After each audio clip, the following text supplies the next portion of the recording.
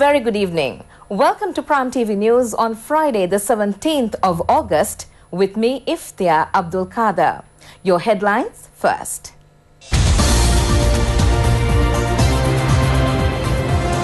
It's 3 years for the people's victory achieved in 2015. The Prime Minister opens the first Dana Abhimani export village. The CID grills the former president for 3 hours on the Keith Noya incident.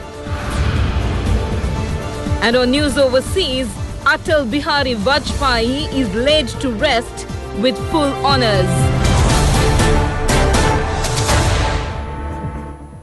Those were your top stories, and now for the news in detail. It's 3 years for the consensual government today.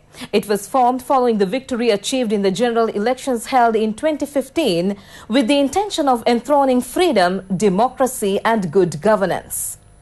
President Maithripala Sirisena was elected as the country's head of state with a people's mandate at the presidential election held on January 8, 2015, adding a new chapter to history. The voter reached this decision with the aspiration of freedom, democracy and a just society. Further strengthening this move, a consensual government was established, renewing the country's political history at the parliamentary elections held on August 17th in the year 2015. The United National Front, led by the United National Party, secured the highest number of seats at this election. It was 106. The United People's Freedom Alliance, led by the Sri Lanka Freedom Party, won 95 seats. A consensual government was established with the consent of President Maithripala Sirisena and Prime Minister Ranil Wickremesinghe. The prime objective of the consensual government formed with the two main parties was to protect the freedom of everyone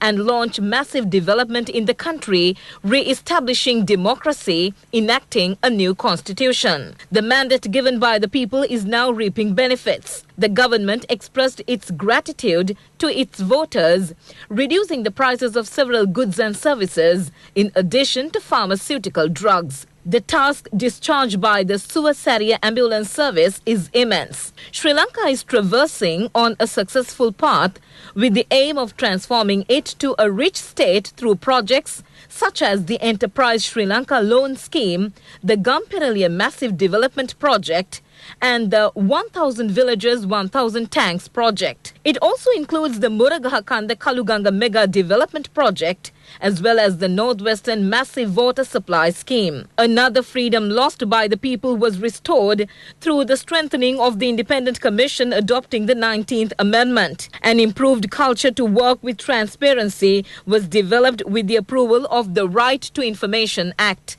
It was the consensual government launched 3 years ago that restored the rule of law. Changes were effected to the country not only through expressways and flyovers, but also developing the villages. Restoring the image of Sri Lanka in the world was the major gift the Sri Lankan nation received through the consensual government. The present government was able to take the country to the world. Another major achievement endowed to the nation was the procurement of the GSP and the removal of the European fish ban. The government was able to effect major changes to the education field through the nearest school is the best school and the granting of the Suraksha Students Insurance Scheme. Other facilities granted include the provision of a nutritious pack to expectant mothers and a nutritious allowance to athletes. This helped the Sri Lankan athletes to win the highest number of medals at the Commonwealth Games. The government initiated action to take many progressive measures,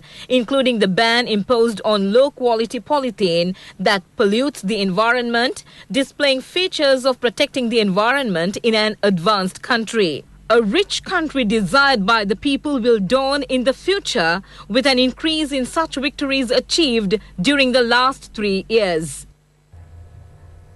Prime Minister Ranil Wickremesinghe has opened the first Dana Abhimani export village. It is the first in the series of 5,500 export villages. The Prime Minister opened the Dana Abhimani village, marking the third anniversary of the government. The export village was opened at Kotiyagala in Munaragala. It is planned to open 5 villages in each of the 200 divisional secretary divisions within this year under the first stage. The government is planning to launch these export villages based on industries unique to each of the areas. Former Prime Minister Ranil Wickremesinghe has said that former Indian Prime Minister Atal Bihari Vajpayee was a leader who consolidated the rise of India in the international arena. Premier Wickremesinghe has made this reference, issuing a message of condolence on the death of the former Indian Prime Minister. Recalling that Atal Bihari Vajpayee was a genuine friend of Sri Lanka, Premier Wickremesinghe said he was fortunate to have close connections with him from the year 1975. Prime Minister Ranil Wickremesinghe mentioned that when he was serving as Prime Minister from 2001 to 2004, he was able to be closely associated with Atal Bihari Vajpayee. In the meantime, Minister Lakshman Kiriyalla participated in the funeral of Atal Bihari Vajpayee representing Sri Lanka. The first Kumbal Perehera of the Senkadagala Asala Perehera festival paraded the streets last night. The Kumbal Perehera wended its way through the Dalada Vidya, D.S. Senanayaka Vidya, Temple Road and Deva Vidya and returned to the Dalada Maligawa via Colombo Street, Yatinuvara Vidya and Raja Vidya. The relics casket of the Perehera was carried by the Indiraja Tusker, while the Tusker was accompanied by the Mian Raja and Burumaraja Tuskers. Large crowds gathered on either side of the route to view the Perehera, which comprised many dancing troupes. The second Kumbal Perehera is slated to be held tonight, and it will parade along the Dalada Vidya, the D.S. Senanayaka Vidya and return to the Dalada Maligawa via Raja Vidya. The Kumbal Perehera will parade the streets until the 20th of this month. The final Randoli Perehera of the Kandy Asala festival is due to be held on the 25th of this month. On to a headline-making story. The Criminal Investigations Department today interrogated former President Mahinda Rajapaksa with regard to the abduction and cruel torture incident of journalist Keith Noya. The CID sleuths who visited the former president's residence grilled him for about 3 hours. Journalist Keith Noya served as the deputy editor of the Nation newspaper. He was abducted while returning home after ending his duties on 22nd May 2008. After assaulting him, he was dumped near his house the following day. The hearing of this lawsuit is now in progress. During the hearing, it was revealed that Keith Noya was assaulted at the Baduatta Army Intelligence Mess in Dompe. A group in the army is accused of this incident. However, the Criminal Investigations Department has also interrogated Speaker Karu Jayasuriya with regard to the incident. During the grilling, the Speaker said that it was he who received information on the abduction of Keith Noya and that he brought it to the notice of the then President Mahinda Rajapaksa. After this grilling, the CID took action to make inquiries from Mahinda Rajapaksa. Accordingly, the CID sleuths visited the residence of Mahinda Rajapaksa at Vijayarama Mawatha in Colombo at around 11:20 a.m.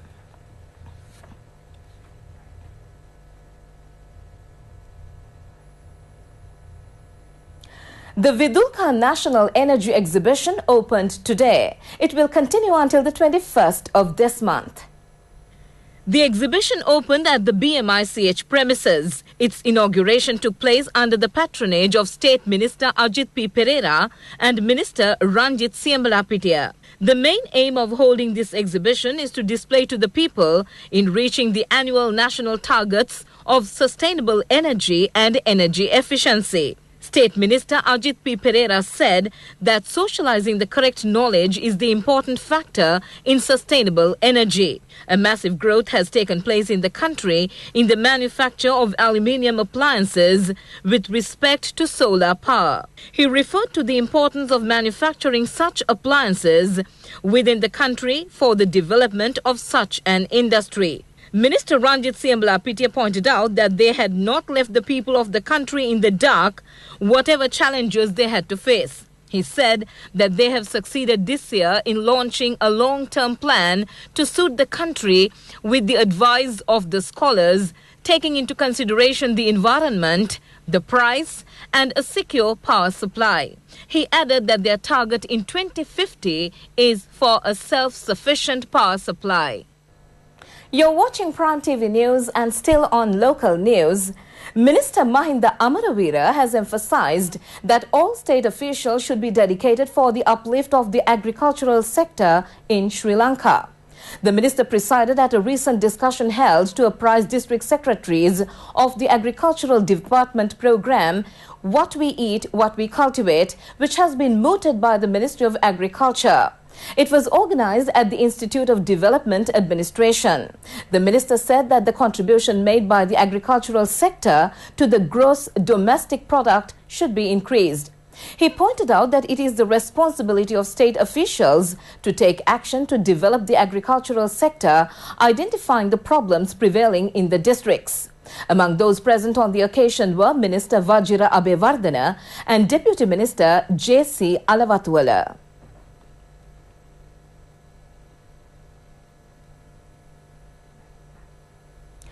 The health sector has cautioned the public to be on alert as the dengue epidemic is once again raising its head in several areas. Director of the National Dengue Control Unit, Specialist Dr. Hasita Tisera, said that dengue is one of the main diseases in Sri Lanka. He said that in the past they were able to treat dengue cases and reduce the number of deaths. Additional Secretary of Community Health of the Health Ministry, Specialist Dr. Lakshmi Somatunga, said that dengue prevention programs were being held in districts such as Colombo, Kalutara, Gampaha, Mannar and Jaffna. She said that it is one of their responsibilities to take action to prevent the disease. This cannot be handled by the Health Ministry alone. She added that everyone's cooperation was necessary to overcome the disease. 35,000 suspicious cases have already been reported so far this year.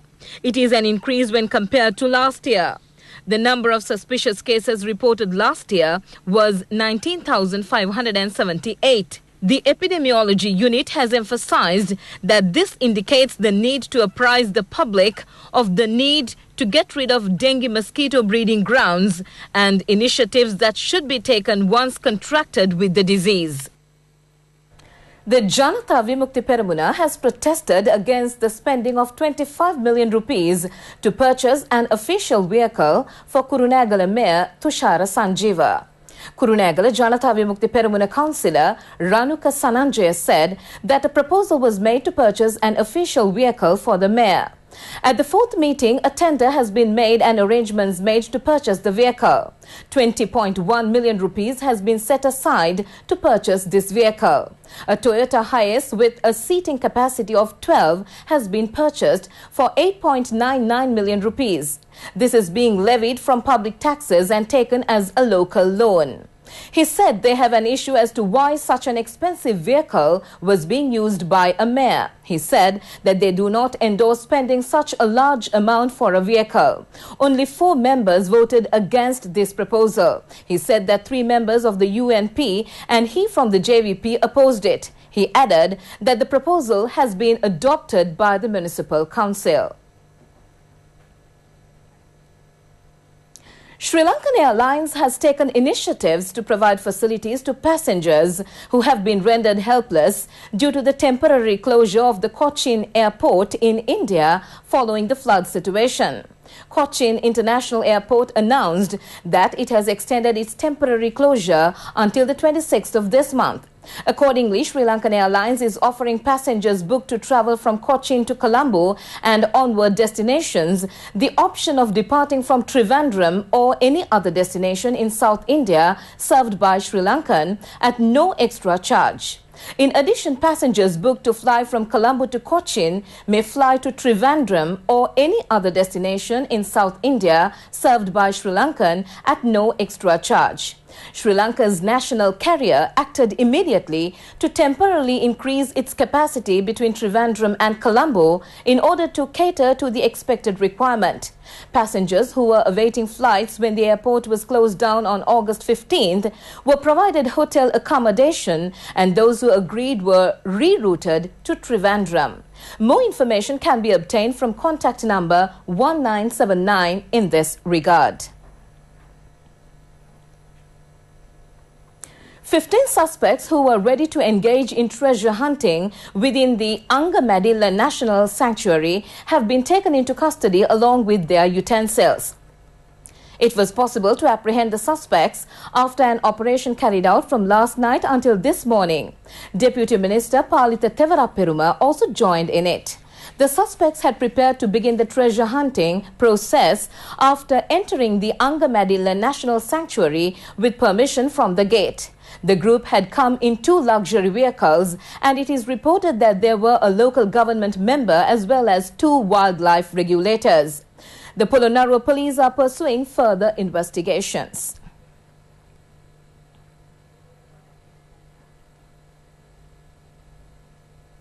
For more information, visit www.itnnews.lk. Together with the rest of the news team, I'm Iftia, wishing you a pleasant evening and a fantastic weekend. Bye-bye.